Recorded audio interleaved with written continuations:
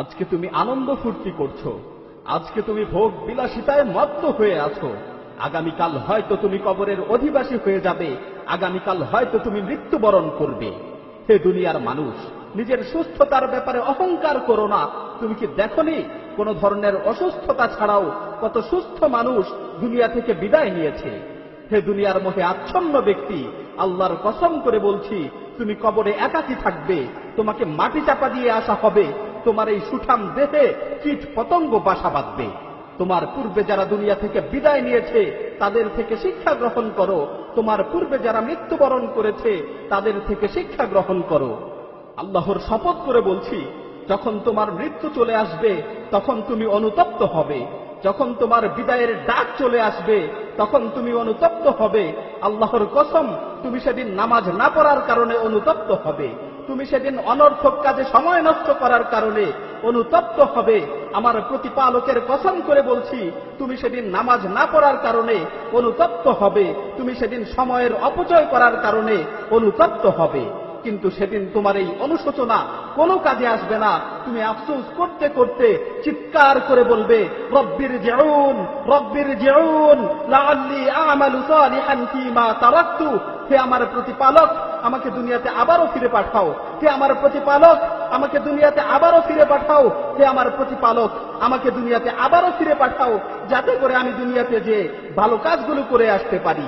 আল্লাহ তাআলা তখন তোমাকে লক্ষ্য করে বলবেন, কাল্লা, কখনো না, তোমাকে আর কখনোই দুনিয়াতে ফিরে পাঠানো হবে না।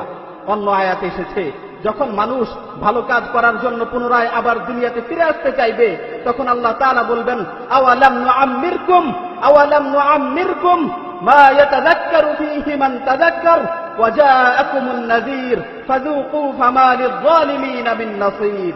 আমি কি তোমাদের দীর্ঘ জীবন দেইনি? আমি কি তোমাদের দীর্ঘ জীবন দেইনি?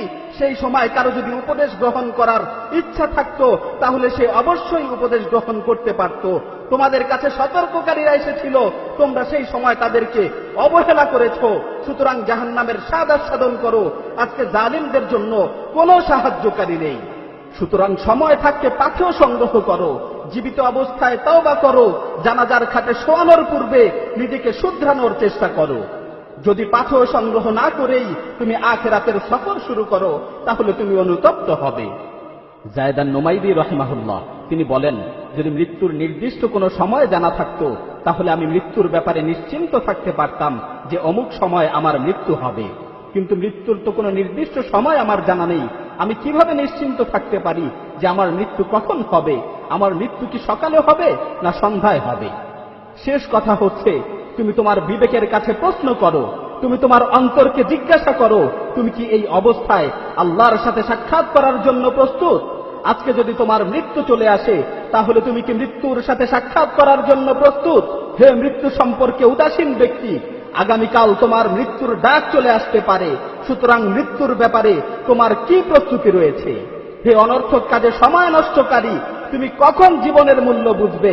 হ্যাঁ, তখনই তুমি জীবনের মূল্য বুঝবে যখন তোমার মৃত্যু চলে আসবে। হে দুনিয়ার মানুষ, আল্লাহকে ভয় করো। হে দুনিয়ার মানুষ, আল্লাহকে ভয় করো। যারা দুনিয়া ছেড়ে চলে গেছে তাদের থেকে শিক্ষা নাও। পরিশেষে আল্লাহ সুবহানাহু ওয়া তাআলার কাছে ফরিয়াদ করছি, হে আল্লাহ, আমাদেরকে আপনার দ্বীনের উপর চলার তৌফিক দান করুন, আমাদের মৃত্যুকে সহজ করুন, অন্ধকার কবরের ভয়াবহতা থেকে আমাদেরকে রক্ষা করুন, কিয়ামতের কঠিন মুহূর্তে আমাদের হিসাব নিকাশকে সহজ করুন। রব্বানা আতিনা ফিদ দুনিয়া হাসানাহ ওয়া ফিল আখিরাতি হাসানাহ ওয়া কিনা আযাবান নার। হে আল্লাহ, দুনিয়া ও আখিরাতে আমাদেরকে কল্যাণের জীবন দান করুন এবং আমাদেরকে জাহান্নামের আযাব থেকে রক্ষা করুন।